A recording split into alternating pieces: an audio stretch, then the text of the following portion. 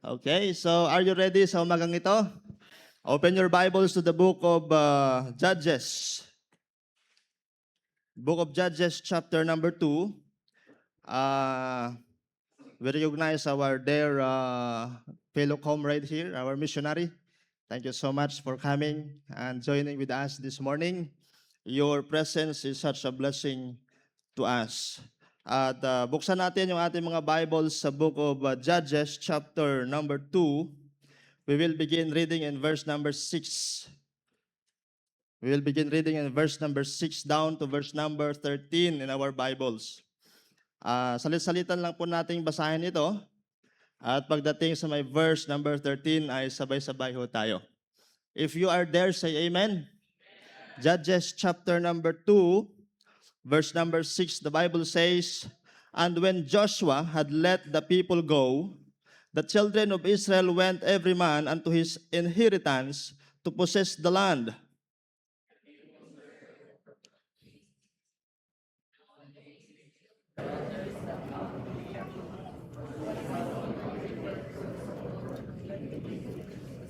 Verse number 8, "And Joshua the son of Nun, the servant of the Lord, died, being 110 years.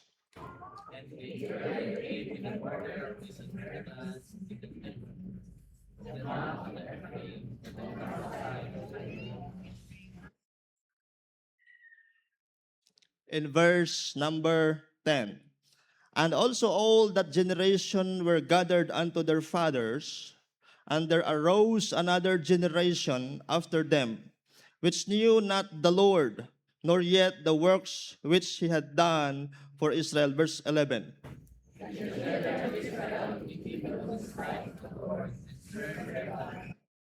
Verse 12, "And they forsook the Lord God of their fathers, which brought them out of the land of Egypt, and followed after gods of the people that were around about them, and bowed themselves unto them, and provoked the Lord to anger." Verse number 13, everybody say, "And they forsook the Lord, and served Baal and Ashtaroth."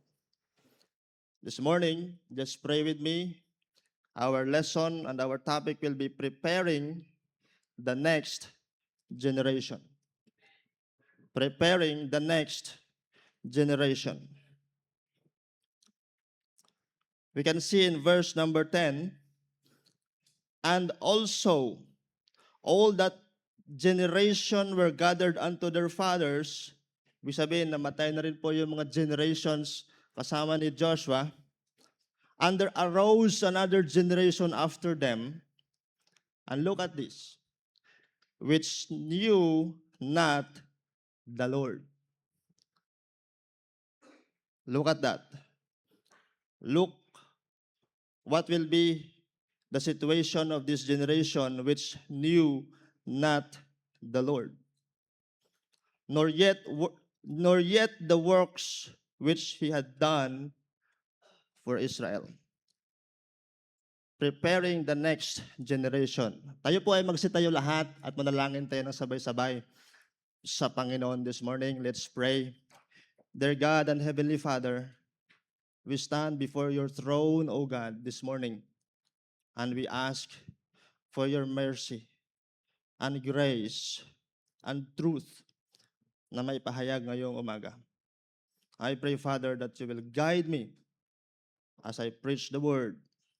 Empower your servant, O God. Wala pa akong magagawa kung wala po ang inyong kapangyarihan, ang inyong presensya, ang inyong powers sa umagang ito. I need you to work in the hearts of your people, Lord, as you work with me with this message. I pray, O God, that you will touch hearts this morning, that touch the heart of our older people here. Touch the heart of our young men here, Lord God. I am asking you, Lord, for the next generation of our church, please do something for us this morning that would prepare the future of this church, Lord. Nakikita namin, Panginoon, ngayon, nakikita namin sa media kung ano yung mga nangyayari sa mga reports, Lord God. It's devastating. Nakakalungkot, Panginoon, isipin that the next generation of the world it's becoming wicked, Lord. It's becoming wicked. But we know as a church that only Jesus Christ is the answer for this. We know, Lord God, that name Jesus can still change lives. Please, Lord, use us. Use our generation. Use the next generation to conquer the world with the gospel. I pray for this church, Lord, that you will preserve this until the coming of the Lord Jesus Christ. In the name of Jesus Christ, amen. May-ari na po tayo magsiyo po. This morning, we will see and hear this question. Na ano lang po itong question sa akin. Kasi last week, mga last time, kung nagbabrowse kayo minsan sa inyong mga Facebook, makikita ninyo yung sitwasyon ngayon. May mga underage na mga mahawak ng baril at pumunta sa school and you know that? Ilan ang namatay? Parang 3 yata, no? Ginagawa yun ng underage na mga bata. Nabalitaan din natin dito banda sa atin, may sinaksak na naman. The world now is getting worse. Are you with me? At yung yan ay hindi tayo nagiging aware. It seems that nagiging comfortable na lang tayo. Hindi natin nakikita yung tanong, how about the next generation? What will happen? How about the next generation of our church? This question is our great concern nowadays. Kung titingnan natin, this is also our great challenge today. Bilang isang church, okay, bilang isang missionary, bilang mga pastor, mga leaders of this church, this is our greatest challenge today. The next generation of our church is actually our sons and daughters. Right? Titingnan natin yan. Yung next generation ng church natin na ito. Yung mga anak natin ito. Okay? Meron kaming isang anak, si Dowell John. 4 years old pa lang ho siya. Pero one thing na makikita namin, natututo siya eh. Kahit pakunti-kunti. Kasi one time, si mama niya ay hindi niya nakita. Akala niya hindi niya na makita. So, sinasabi niya sa akin, where is mama? Where is mama? Eh, sabi ko, hindi ko rin alam. I don't know. Hindi ko rin alam. Baka andun sa baba, maybe andun sa taas. Nung hindi niya makita si mama niya, nawala.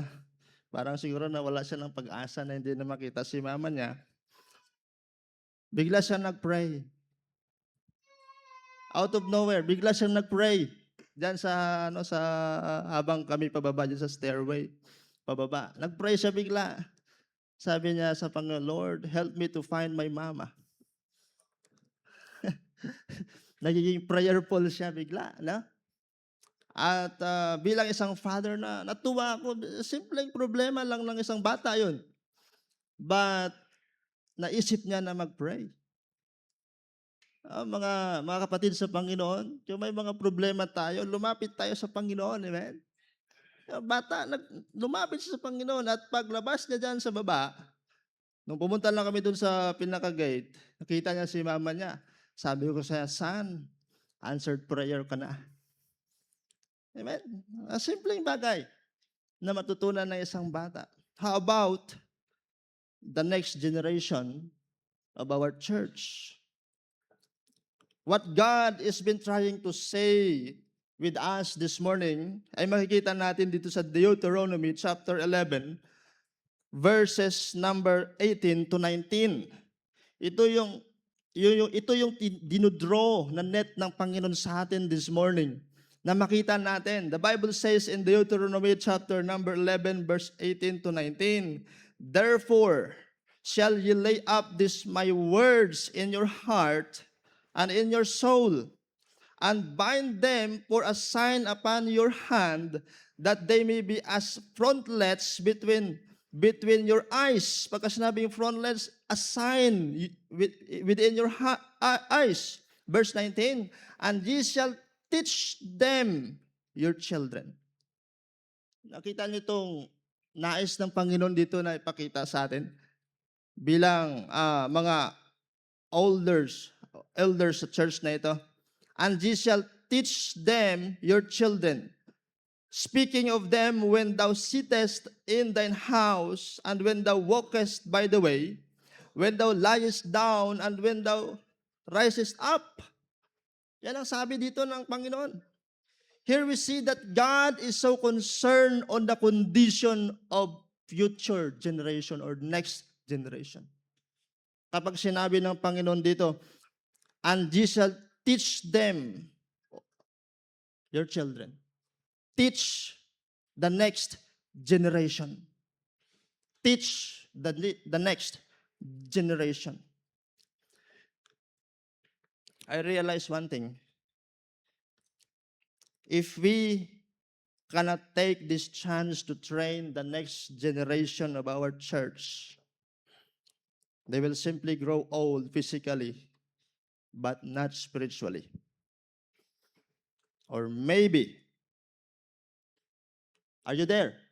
Or maybe they will grow old in church, but never in Christ. Think about it.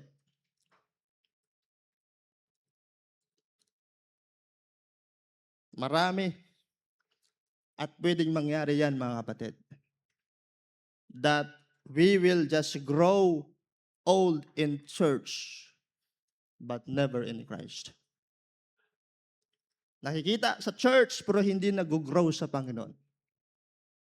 Hindi na mold yung heart para sa Panginoon. Hindi nakaka-develop ng servant heart sa Panginoon. Nasa church, pero hindi nagde-develop ng heart para sa Panginoon. That's the danger. That's the danger in our church, mga kapatid. Maybe one day, our greatest failure is the next generation of our church if we cannot take this chance to train them now.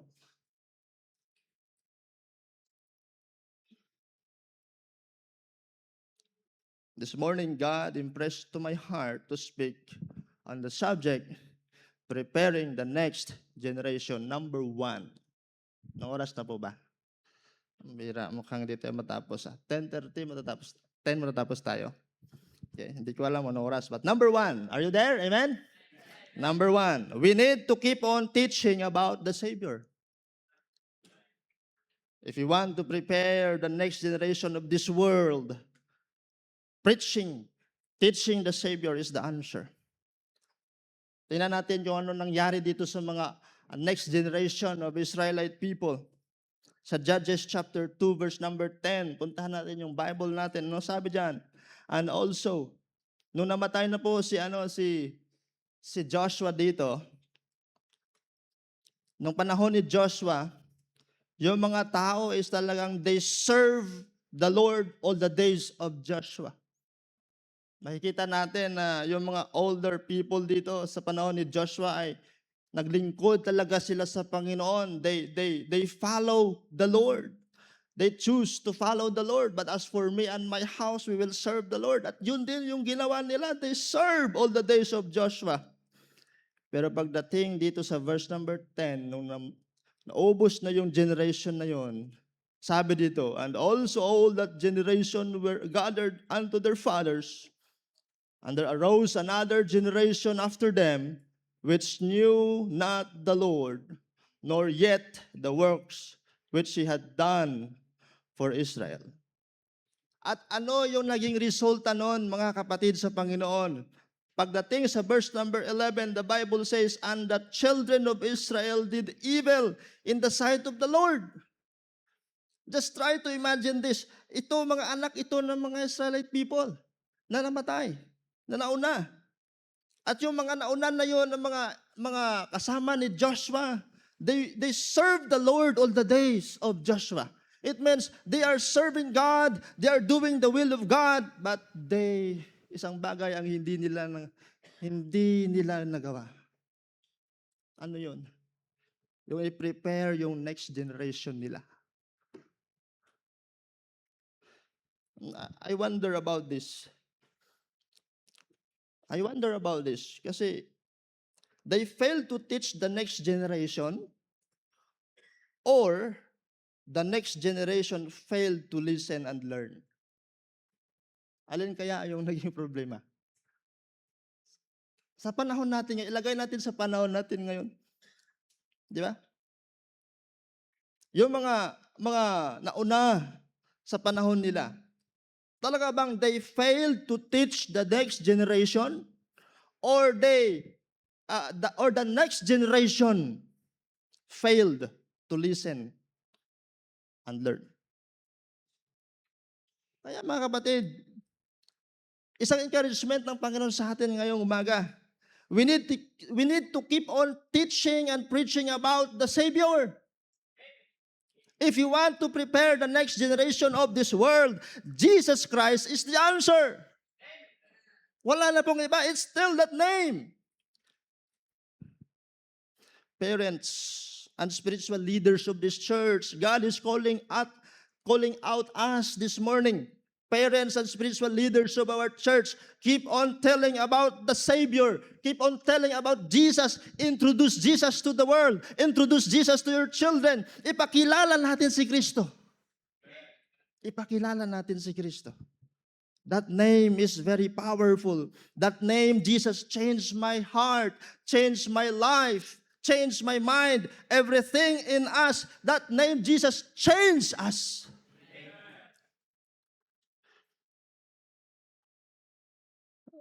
I would like to encourage those extension class teachers of our church. Don't give up to those kids you're teaching. Don't give up. Alam ko marami na kayong kalaban para sa kanila, para turuan sila sa panahon natin ngayon. Marami na silang pinagkaka-interesan ngayon, yung mga bata. But don't give up teaching on them about Jesus. Because Jesus, we know that Jesus can change their heart. Hindi natin alam from that generation ng mga bata na yan na tinuturuan ninyo, mga kapatid, sa Panginoon. Maaaring dyan, may magiging missionary dyan, balang araw. Maaaring dyan, manggagaling yung magiging next pastor ng generation na yan. Maaaring dyan, sa generation na yan, dyan, makikita natin yan sa ministry one day. Just don't give up teaching and preaching the word of Jesus. Huwag tayong mapakampante na dahil sobrang dami na ngayon na nagpi-preach doon sa online, naabot na ang buong mundo. Huwag tayong mapakampante. Let's continue to teach and preach Jesus. Yan pa rin talaga ang formula, mga kapatid. Okay? We need to redeem the time. The Bible says, redeeming the time because the days are evil. Wherefore, be not unwise, but understanding what the will of the Lord is. It seems that those older generation in the time of Joshua also failed to redeem the time, to teach their generation about the Savior. Or so ito yung isang tanong, or the next generation of them failed to redeem the time to learn about the Savior. Dalawa lagi yung tanong dito eh. Di ba? Dalawa lagi. Maaaring may nagturo naman talaga sa panahon ni Joshua, pero yung mga next generation hindi nakinig, hindi natuto. Kaya mga next generation of our church, makinig pa rin tayo sa nagtuturo ng salita ng Diyos sa atin. i-develop natin yung pagiging teachable heart. Amen. I-develop natin yan. We redeem the time when we teach about the Savior. We redeem the time when we teach and preach about Jesus. The Savior's name is Jesus. Amen. That is why, tell and teach that Jesus is the way, truth, and the life. Yan ang mensahe natin sa mundong ito. Tell and teach that Jesus is the way, the truth, and the life. The name Jesus that can change lives. Jesus is the only way, amen, to heaven. Jesus is the only way to heaven. This way is narrow, but it leadeth to life eternal. Maano ito, makitid itong daan na ito. Medyo mahirap ito, challenging itong daan na ito, mga kapatid. But this way leadeth to eternal life. Ang sabi sa Bible sa Matthew chapter 7 verse 13 to 14, enter ye in that straight gate, for wide is the gate, and broad is the way that leadeth to destruction, and many there be which go in thereat. Maraming pumupunta doon sa malaking daanan na yon. Pero saan yun papunta? Sa destruction ng mga tao. That is why, mga kapatid, this will remind us this morning, no wonder there is still many lost people na dapat nating abutin because they want to go in that wide and broad way. But we know it leadeth to their destruction. Kaya mamaya, may soul winning tayo. Amen? Amen? Kung marami ang pupunta sa impyerno, damihan din natin ng soul winner natin. Mukhang hindi kayo excited. Damihan natin ng soul winner natin, mga kapatid. Bahain natin ng soul winner yung ating mga lugar dito sa mamaya. Sasama kayo, amen? Sama tayo. Talagang exciting ito. Abutin natin sila ng Ebanghelyo ni Kristo. In Matthew chapter 7 verse 14, because straight is the gate, and narrow is the way which leadeth unto life, and few there be that find it. Konti pa lang ang nakakita ng narrow way na yon. Pero patungo yan kay Kristo. Amen. Patungo yan kay Jesus. That is why keep on teaching about the Savior. Keep on teaching about the Savior. This is the reason why God is reminding us to keep on teaching the Savior.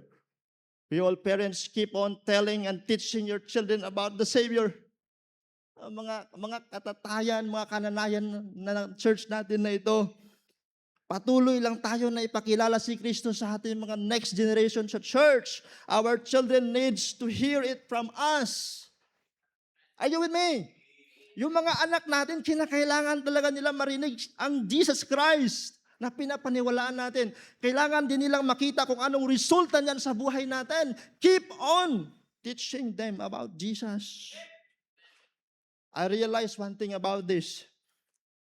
And listen this morning. This is very, very important. Every child deserves a godly parents. Are you with me? Every child deserves a godly parents. And every godly parents is the best disciplers of their children.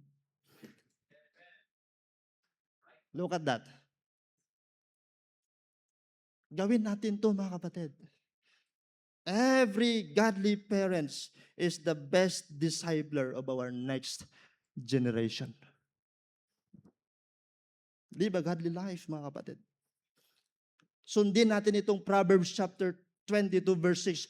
Train up a child in the way he should go. Amen. Church, amen. Train up a child in the way he should go. Kung kinakailangan siyang paluin para matuto, gawin natin. I-correct natin. And when he is old, he will not depart from it. Jesus Christ is the truth. Amen. and ye shall know the truth, and the truth shall set you free. Pero paano malalaman ng isang tao yung katotohanan when we fail to teach them about the Savior? Keep on teaching the Savior, mga kapatid. Ito yung magpapalaya sa atin sa sitwasyon na kumukulong sa atin na kasalanan. To all spiritual leaders of our church, don't give up to tell and teach the truth with grace. Dapat with truth, with grace tayo. Amen? Ito, the truth may hurt us and breaks us, but grace will humble us and heal us. Kaya dapat grace and truth kapag tayo mangaral. Amen? Salamat sa Panginoon sa ating pastor. Amen? Our pastor is preaching the whole counsel of God. Kaya makinig tayo sa ating pastor. Our best teacher here in church is our pastor. Because, wow, salamat, binigyan tayo ng Panginoon ng ating pastor. To all the church staff, keep on serving the Lord. And you are doing it for God. Thank you for doing it for God. Your labor will not be in vain in the Lord. Your reward is great in heaven. Tapos na ako. Okay, kala ko pinapatapos mo na ako eh. Okay? To all Sunday school teachers, amen? Sunday school teachers, are you there? Amen? Thank you so much for your life. But may I encourage you, continue to do your best or the best you can to keep on teaching about the Savior. Do your best. Tell and teach the Savior. The Savior's love, grace, and mercy. Yan ang number B, letter B. Okay? The Savior's love reminds us of the highest giving. Okay? Anong sabi sa Bible? For God so loved the world that He gave His only begotten Son, that whosoever believeth on Him should not perish but have everlasting life. The Savior's grace reminds us of the greatest sacrifice also. Kinakailangan maintindihan natin that ma-realize natin ito. We need to realize that the greatest sacrifice was done by the Lord Jesus Christ, our Savior. And this truth must be passed on to the next generation of our church. Itong katotohanan na yan. Anong sabi sa Hebrews chapter 10, verse 10 to 12? But which will ye are sanctified through the offering of the body of Jesus Christ once for all. Verse 12, but this man, Jesus Christ,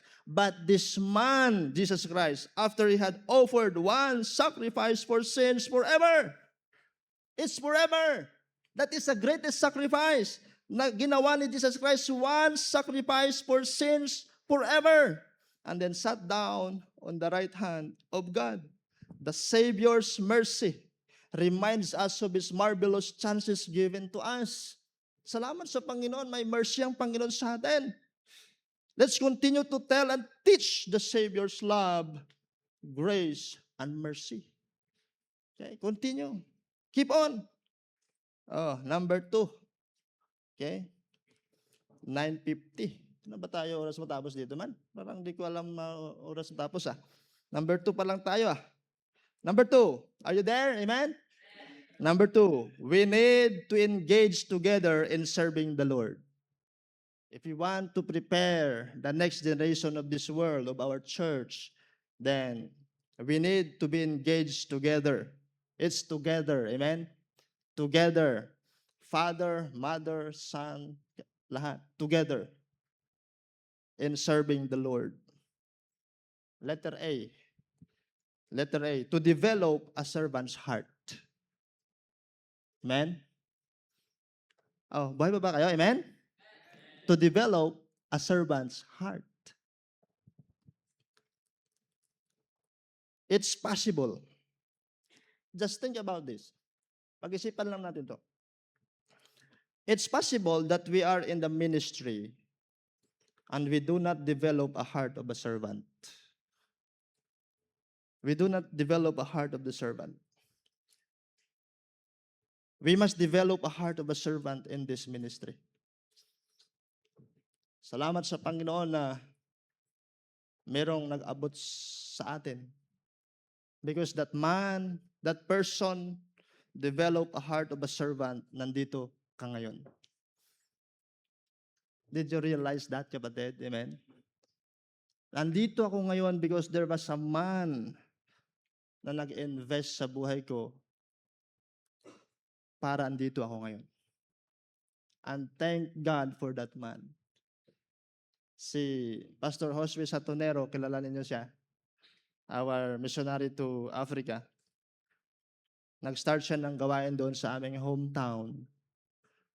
For 7 years, halos wala silang bunga. Yung kanyang first convert is my father. For 7 years, halos wala silang bunga, but this man continued to serve the Lord. Nagpatuloy lang siya na magsalita. He continued to teach the Savior in our hometown, and my father got saved. And look at that. Yung anak ng kanyang first convert ay ngayon tumatayo sa inyong harapan. It happened because of a man who developed a heart of a servant. Think about it, mga kapatid. Develop a heart of a servant. We need to be engaged together in serving the Lord. Hindi mo alam kung sino yung pwedeng ma-encourage sa buhay mo, kapatid. Hindi natin alam kung sino din yung ma-discourage sa buhay natin. But we need to keep on. We need to keep on serving the Lord. Engage together. Hindi tayo titigil. Okay? We must develop a heart of a servant. Hindi lang yan. Number 2, we need to be engaged together in serving the Lord. Let her be to develop a teachable heart. To develop a teachable heart. Serving the Lord in the ministry or serving the Lord is teaching us to have a teachable heart. Teachable heart, mga kapatid, sa Panginoon. A teachable heart observes and absorbs learning. Ganyan ang teachable heart. A teachable heart is growing in the Lord because this person do not stop learning. Hindi siya tumitigil na i-absorb yung learning sa buhay niya. Kaya unti-unti nag-grow yung tao na yan. Kapatid sa Panginoon, hey, listen, ikaw kapatid sa Panginoon, gusto mo talaga mag-grow ka sa Panginoong Diyos? Gusto mo? You need to develop a teachable heart. Alam niyo ba kung bakit lagi tayong na-offend? Hello, are you with me? Alam niyo ba kung bakit palagi kang na-offend, kapatid? Because you don't develop a heart of a servant. Or a teachable heart. Hindi natin na-develop yung teachable heart. You're offended when someone confronts your shortcomings or downsettings. Na-offend ka pa rin kahit sabihan ka ng kapatid mo sa Panginoon, Brad, ganito dapat. Kapag makarinig tayo ng mga salita na hindi natin gusto, na-offend pa rin tayo, kapatid. Isang bagay, hindi tayo natututo na magkaroon ng teachable heart.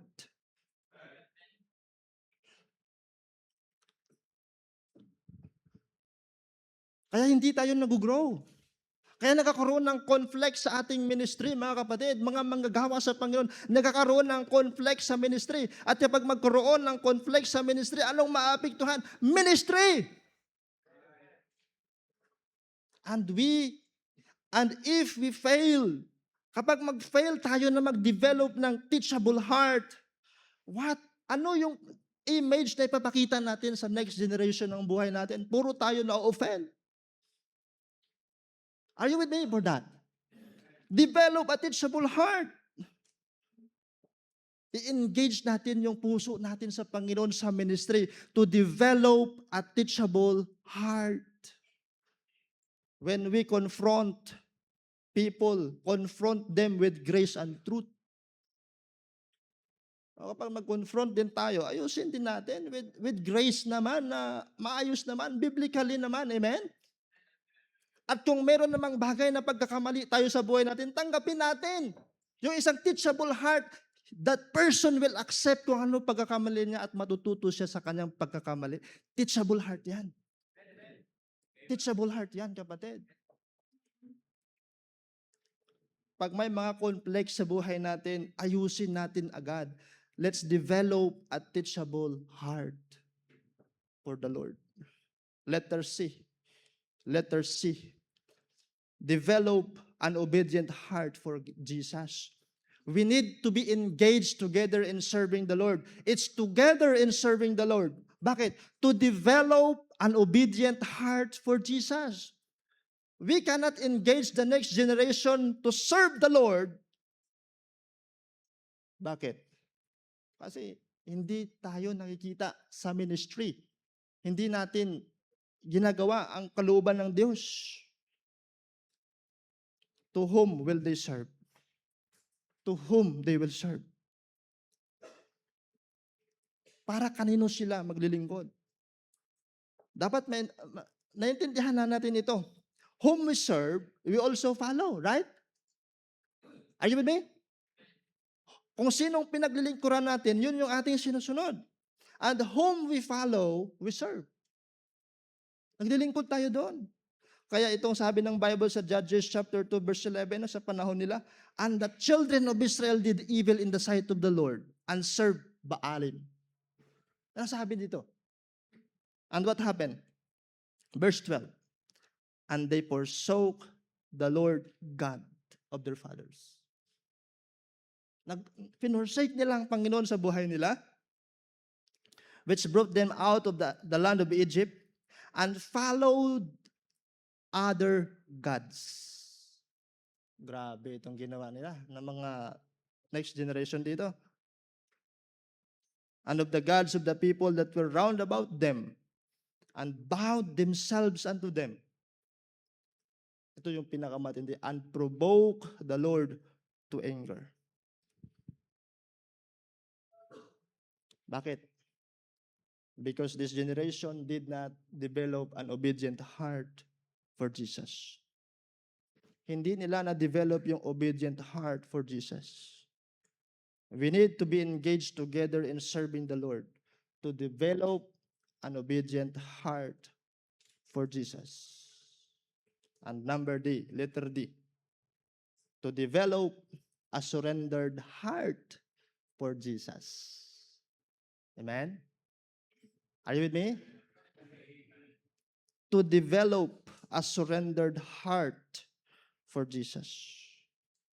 Let's teach and encourage everybody to live a life surrendered for the Lord. I-encourage natin yung bawat isa na ipamuhay natin yung buhay natin na surrender ang ating puso sa Panginoon. Kahit wala ka sa full-time service, pero dapat surrender ang iyong puso sa Panginoon. Are you with me? Kahit hindi ka pastor, kahit hindi ka missionary, kahit hindi ka man Sunday school teacher ng church na ito, ikaw ay nag-attend na member ng church na ito, faithful ka sa Panginoon, but see to it, your heart is surrendered to God. Live a life that is surrendered to God. Huwag nating ipagkait yung bagay na hindi natin kayang proteksyonan. Are you with me? Hindi natin ipagkait sa Panginoon yan. Hindi mo naman kayang proteksyonan talaga ang sarili natin eh. Ang Panginoon naman talaga, ilagay pa rin natin sa kamay ng Diyos ang ating buhay. Parents, encourage your children to surrender their hearts to the Lord. Baka kung saan-saan nila isusurrender yan. Are you with me? Baka kanino-kanino nila isurrender yan, mas maganda, ibigay natin sa Panginoon yung ating puso. Proverbs 23 verse 26, my son, give me thine heart and let thine heart or eyes observe my ways. God is asking our hearts. Hinihingi ng Panginoon yung puso natin.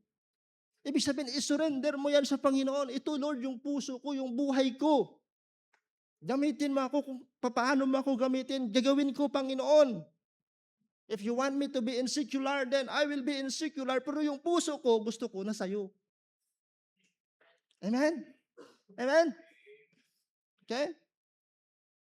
God is asking your heart.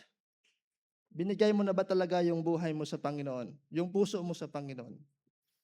Preparing the next generation of our church. Ano yung number 1? Keep on teaching about the Savior. Are you with me? Amen?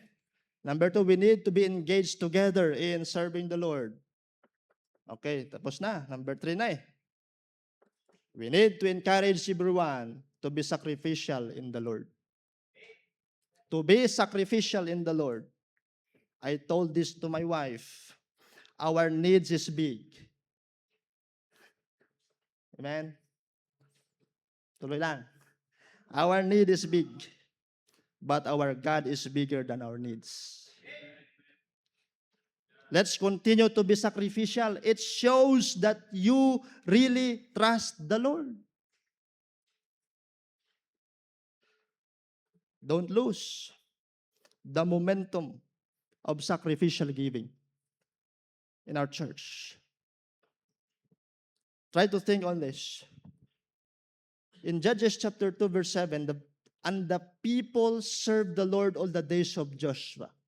Ganda yung momentum ng kanilang service sa Panginoon ng mga Israelite people nung sa panahon ni Joshua. Talagang mataas ang momentum ng kanilang service and sacrifice and worship to the Lord. They served the Lord all the days of Joshua and all the days of the elders that outlived Joshua, who had seen all the great works of the Lord that he did for Israel. It means because the people serve the Lord, of course, they do sacrifice for God. Amen? Amen. Are you with me? They do sacrifice for God. They do service to the Lord. They do things for God. But what happened to the next generation of them? Pagdating sa may Judges chapter 2 verse number 12, and they forsook the Lord God. Iniwan na nilang Panginoon. Yung next generation pagkatapos ng mga kailan Joshua, yung next generation na nag-arose that which knew not the Lord, they forsook God and their fathers. Mga kapatid, may naisip ako dito. May na-realize ako dito isang bagay. Hindi garantiya na ako naglilingkod sa Panginoon ngayon, yung anak namin na si Doel dyan, maglilingkod na rin balang araw. Hello, are you with me? It's not a guarantee. We need to teach them to live a sacrificial life. We need to keep on teaching them. Iukit talaga natin sa kanilang mga puso at isip ito, mga kapatid.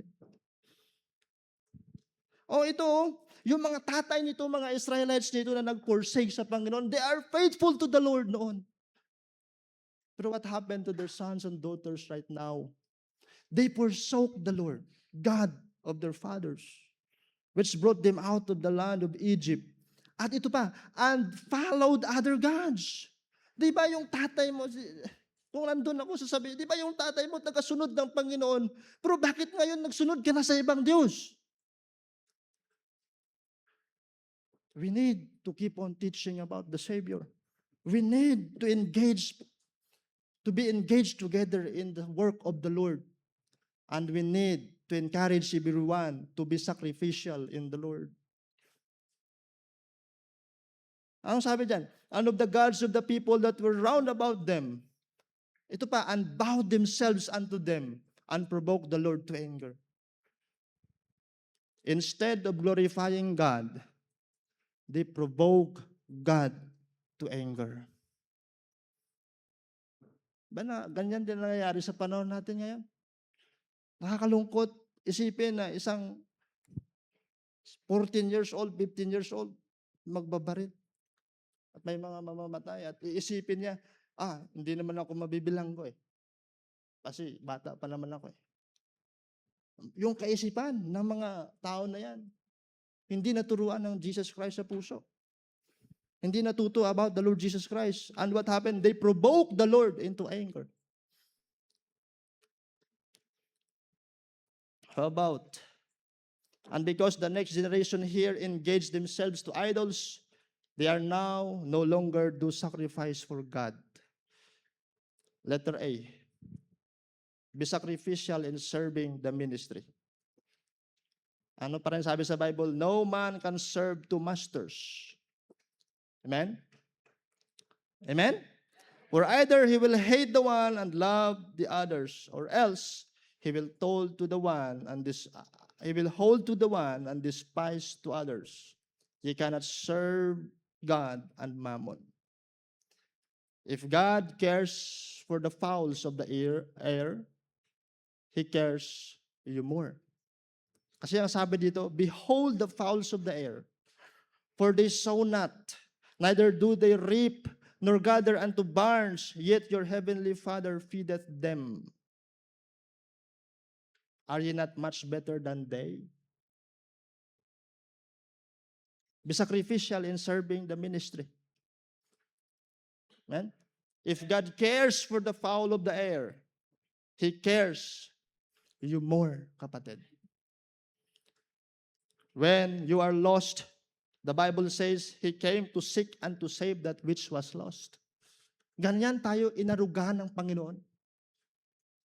Para sa aming mga bisita dito, ganyan tayo kamahal ng Panginoon nung tayo'y nangangailangan ng eternal life, nung tayo ay pupunta sa lugar ng impyerno. Pero anong nangyari? When we need eternal life, Jesus gave His life for you.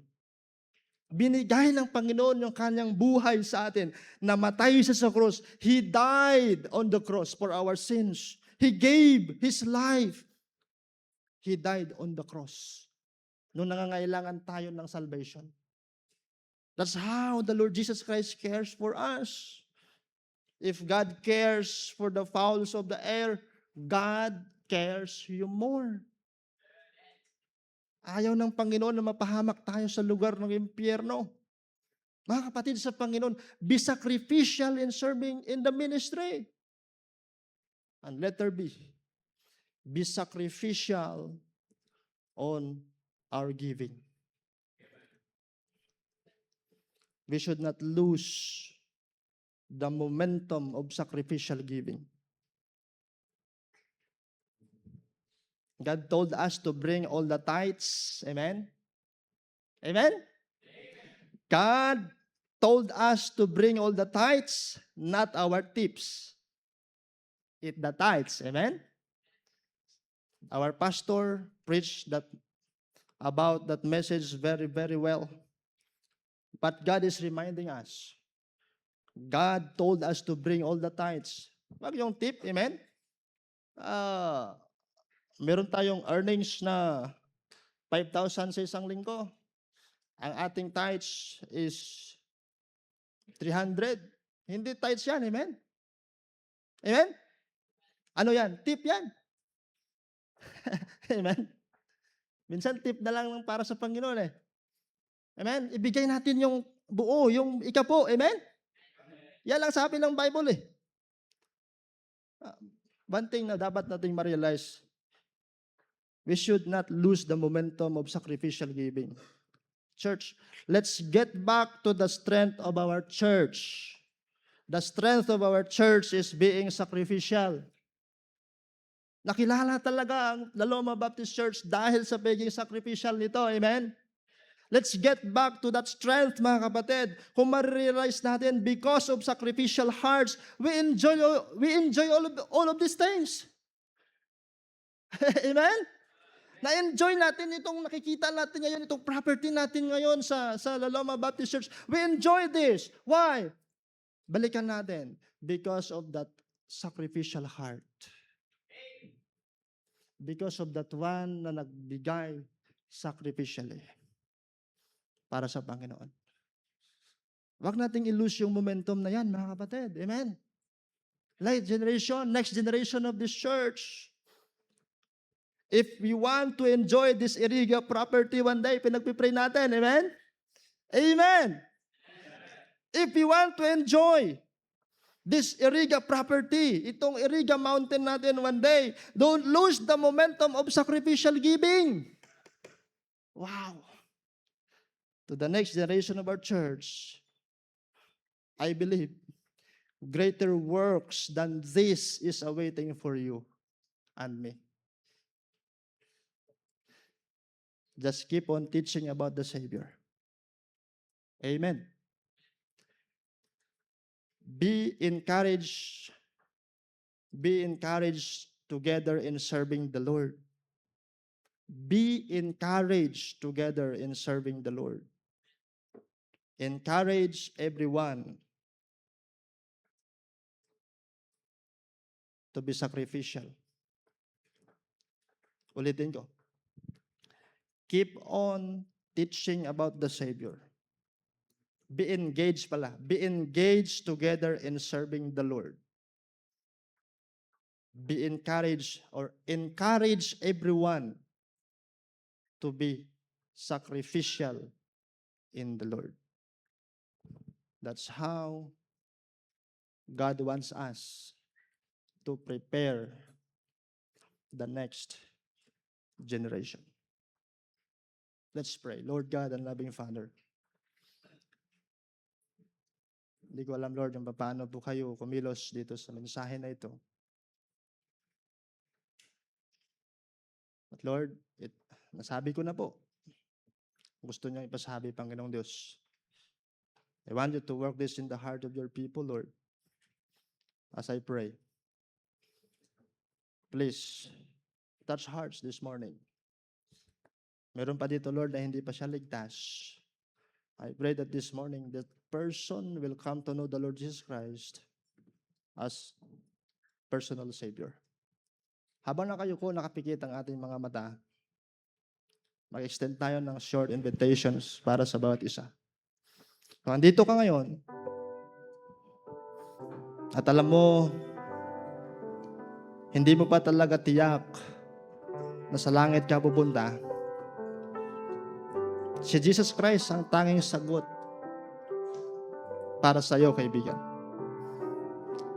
Si Jesucristo ay namatay sa krus, inilibing at muling nabuhay. Binayaran niya ang kasalanan na hindi natin kayang bayaran. Because of His love for you, yung kanyang banal na dugo ay sinakripisyo niya para mabigyan tayo ng buhay na walang hanggan. At ang kaligtasan, kaibigan ko, ay libre na regalo ng Diyos.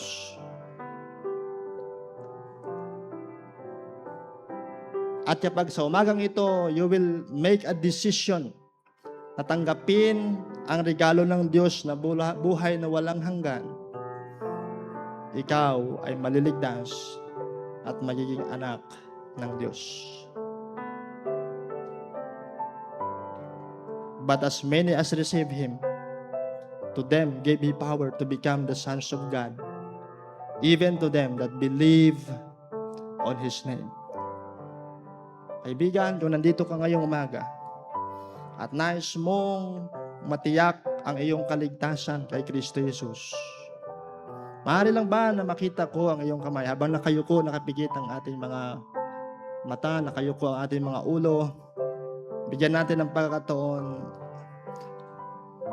Kung andito ka ngayon, kaibigan, at nais mong maligtas ka ni Kristo, nais mong pagsisihan ang iyong kasalanan sa Panginoon, gusto mong maligtas at mapunta sa langit,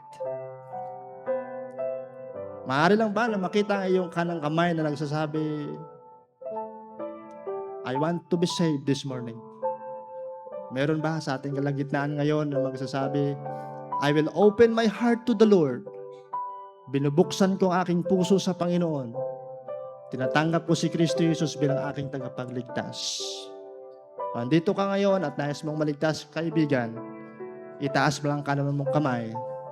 We will pray for you. Meron ba? Yes. Itaas mo lang kanan mong kamay, huwag kang mahiya. Hindi ko alam. O meron pa ba sa atin dito ngayon, hindi mo pa tiyak ang iyong kaligtasan? Binibigyan tayo ng Panginoon ng pagkakataon this morning. Open your heart to the Lord. Tanggapin mo si Kristo bilang iyong tagapagligtas. Meron pa ba? Meron pa ba sa ating kalagitnaan? Baka hindi ko lang nakikita yung kamay. Huwag kang maya. Huwag kang maya. God loves you so much. Meron pa ba? Tayo po ay tumayo ngayong umaga. Kung kinausap tayo ng Panginoon, bukas ang altar para sa atin this morning. Preparing the next generation of our church. We need to keep on teaching about the Savior. We need to be engaged in serving the Lord together.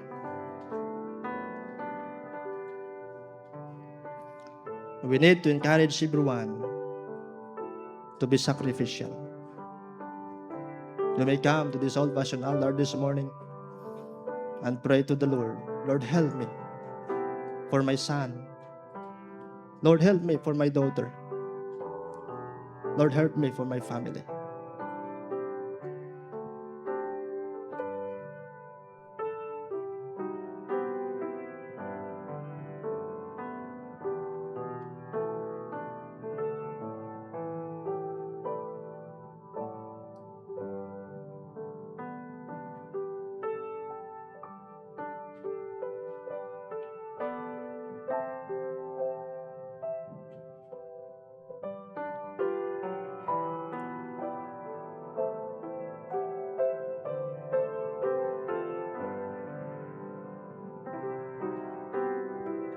Shall we pray, Lord God and loving Father, thank you so much for your word this morning.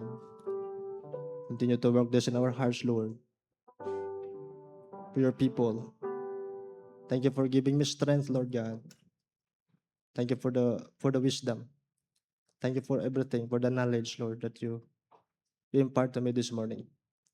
Lord, work to your people, to the hearts of your people, Lord God, about this message. Bless our soul winning mamaya. Bawat isa, mga members ng church na ito, ay gamitin niyo po upang mag-abot ng mga kaluluwa ng tao. Lord, lalangin namin na may mga maliligtas and we will glorify your name for those people, Lord God, for those 3 souls mamaya. We pray for our pastor, Pastor Ramilo Lalia and his family. We pray for this church, Lord. Continue to preserve this church, Lord God. In Jesus' name we pray. Amen.